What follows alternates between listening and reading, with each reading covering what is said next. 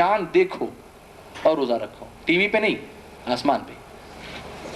چاند کہاں پہ؟ آسمان پہ. کبھی کبھی لوگ بولتے ہیں مولانا لوگ بڑی دیری کر دیتے ہیں اعلان کرنے میں، یہ تو کل کا ہے، بولتے ہیں نا بڑا دکھتا ہے تو کل کا ہے. یہ آج بھی نہیں، آج نہیں، اس زمانے میں بھی ہوا تھا. میرے آقا کی بارگاہ میں چند لوگ آئے تو نے کہا کہ حضور یہ تو بڑا نظر آ رہا ہے، کل کا ہے. میرے آقا نے فرمایا کل کا ہے تو کل نظر کیوں نہیں آیا؟ جس دن نظر آئے اسی دن کا ہے. سمجھ میں آئی بات؟ تم کو اتنی آسانی کر دی گئی، پھر اس کو ایک دم اختلاف کا مسئلہ بنا کر کے. ارے کیا ضرورت ہے اختلاف کرنے کی؟ جو شریعت کی بات ہے اس پہ قائم رہو. کرو گے نا انشاءاللہ کوشش؟ انشاءاللہ. تو روزہ رکھنا کوئی برا کام تھا؟ ابھی آپ لوگ تھک گئے ہو لگتا ہے، جواب نہیں دے رہے آپ لوگ کو. برا کام تھا؟ انہوں نے روزہ رکھا. مولا فرماتا ہے اللہ اس کے رسول سے آگے مت بڑھو. اور یہ جو وہابی ہیں ان کی ایک کتاب میں یہ لکھا ہے کہ نبی اگر امتی سے ممتاز ہوتے ہیں، یعنی کوئی ان کو فضیلت ہے، تو علم میں باقی رہا عمل تو کبھی امتی نبی سے برابر ہو جاتے ہیں بلکہ بڑھ جاتے ہیں. معاذ اللہ. یہ لکھا ہے ان کی کتاب میں، چاہو تو دکھا سکتے ہیں آپ کو. اور اللہ فرماتا ہے اللہ اس کے رسول سے آگے، یہ آگے بڑھنے کی بات کر رہے ہیں. تو بولو قرآن کی مانو گے کہ اس کتاب کی مانو گے؟ جواب دو مجھ کو، آپ جواب دیجیے مجھ کو. آپ یو آر دا جج. ہم اس لیے بولتے ہیں کہ ان کے ساتھ مت جاؤ. آپ کیا سمجھتے تھے فاتحہ نہیں پڑھتے اس لیے، نیاز نہیں کرتے اس لیے؟ ایسا نہیں ہے. یہ چیزیں سب اچھی ہیں، مستحب چیزیں، کوئی بات نہیں، کوئی کرے کوئی نہ کرے. لیکن جو عقیدے کی باتیں ہیں اگر اس میں خرابی آ گئی تو ایمان ہی میں خرابی آ گئی نا. اب آگے دیکھو اللہ نے کیا فرمایا نبی کے ادب کے تعلق سے. اللہ تعالیٰ فرماتا ہے یا ایھا الذین آمنوا لا ترفعوا اصواتکم فوق صوت النبی ولا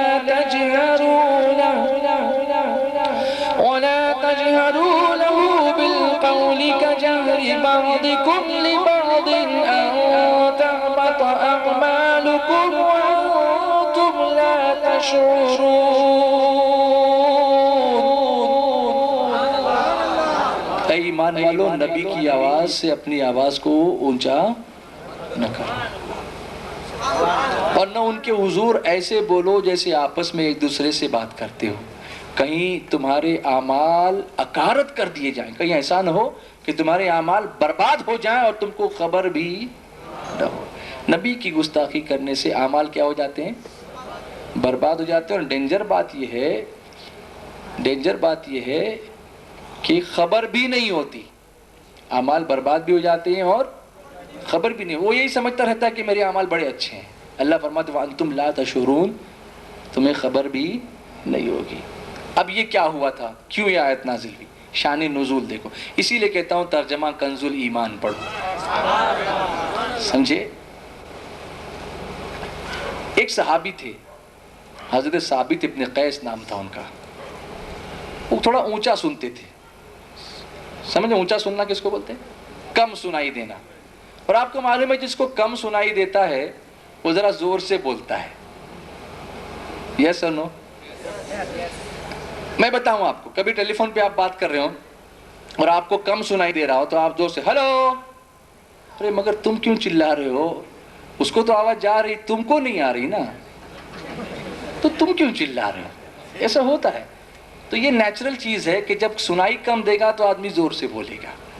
تو ایسے ہی وہ بھی زور سے بولتے تھے. ان کا مقصد کچھ غلط نہیں تھا لیکن زور سے بولتے تھے. اب جب یہ آیت نازل ہوئی کہ ایمان والو اپنی آواز کو نبی کی آواز پر بلند نہ کرو، تو انہوں نے یہ سوچا اپنے آپ سے کہ یہ آیت میرے ہی لیے نازل ہوئی کہ میری آواز بڑی ہے، میں تو جہنمی ہو گیا. انہوں نے یہ کہا میں تو برباد ہو گیا، اور گھر میں بیٹھ گئے، مسجد میں آنا چھوڑ دیا.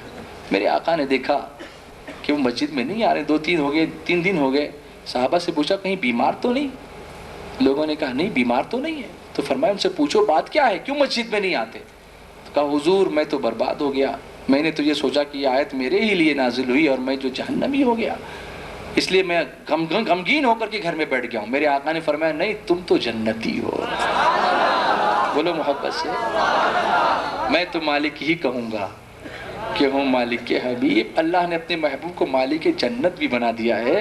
یہیں بیٹھ کے فرما رہے ہیں تم جنتی ہو. بھئی یہ تو غیب کی بات ہوئی نا کہ دنیا سے جانے کے بعد کون کہاں جائے گا, جنت میں کہ جہنم میں.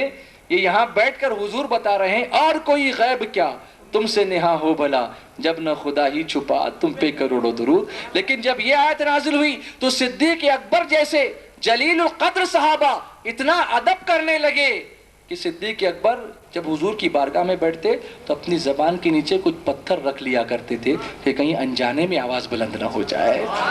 تو اللہ نے ان کے لیے مغفرت اور بشارت کی جو خوشخبری سنائی, بشارتیں سنائی, وہ آیت لکھی ہوئی ہے بارگاہ رسالت میں مدینہ منورہ میں سنہری جالیوں کے اوپر. ان الذین یغضون اصواتهم عند رسول اللہ اولئک الذین امتحن اللہ قلوبهم للتقوی لهم مغفرۃ واجر عظیم. بے شک وہ لوگ جو رسول اللہ کے حضور اپنی آوازوں کو پست کرتے ہیں, کم کرتے ہیں, زور سے نہیں بولتے ہیں بلکہ دھیمی آواز میں بولتے ہیں, یہی وہ لوگ ہیں جن کے دلوں کو اللہ نے تقوی کے لیے چن لیا ہے اور ان کے لیے مغفرت اور اجر عظیم کی بشارت اللہ نے عطا فرما دی. پتہ چلا جو ادب کرے گا اس کو خوشخبری دی گئی ہے اور جو گستاخی کرے گا اسے اعمال برباد ہونے کی وعید سنائی گئی ہے. اللہ تعالیٰ صدیق اکبر رضی اللہ تعالیٰ عنہ کے عشق رسول کی جھلک ہمیں عطا فرمائے, ایمان کی سلامتی اور ایمان پر خاتمہ بالخیر نصیب فرمائے.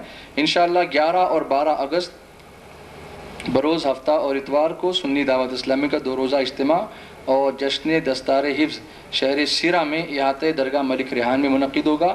آپ حضرات 11 اور 12 اگست کو یاد رکھیں سیرہ میں آپ کو تشریف لانا ہے. اور یہ میں نے ناز شریف کی نئی CD ہے میری جس کا نام ہے نعرہ رسالت یا رسول اللہ. انشاءاللہ سیرہ میں اپنی ملاقات ہوگی. امیر سنی دعوت اسلامی بھی وہاں تشریف لائیں گے, مجھے بھی انشاءاللہ سعادت ملے گی. ایک یہ CD ہے آؤ دین کا مفہوم سمجھیں, امیر سنی دعوت اسلامی مولانا شاکر صاحب کا بیان. خسارے میں کون, یہ بھی حضرت کا بیان ہے. ساتھ ہی ساتھ امام احمد رضا خان امام عشق و محبت, یہ بہت اچھی CD ہے بیان کی, آپ اس کو ضرور حاصل کریں. اور گانا اور میوزک کا حکم قرآن کی روشنی میں, اس کو ضرور لیں آپ, گانا اور میوزک کا حکم قرآن کی روشنی میں. اور گلدستہ سیرت النبی بڑی بہترین کتاب ہے سیرت مصطفیٰ صلی اللہ علیہ وسلم پر. میرے آقا کی جلوہ افروزی سے لے کر دنیا میں تشریف لانے سے لے کر دنیا سے پردہ فرمانے تک کے مخصوص واقعات اس کے اندر جمع کر دیے گئے ہیں. اور یہ سنی دعوت اسلامی کا 6 ماہی رسالہ سنی دعوت اسلامی, اس کی آپ ممبرشپ بھی لیں اور اس کو آپ ضرور خریدیں. اللہ تعالیٰ ایمان کی سلامتی اور ایمان پر خاتمہ بالخیر نصیب فرمائے. اگر کہنے سننے میں کچھ غلطی ہو تو اللہ تعالیٰ اپنے محبوب کے صدقے میں معاف فرمائے. وما علینا الا البلاغ المبین. السلام علیکم ورحمۃ اللہ وبرکاتہ.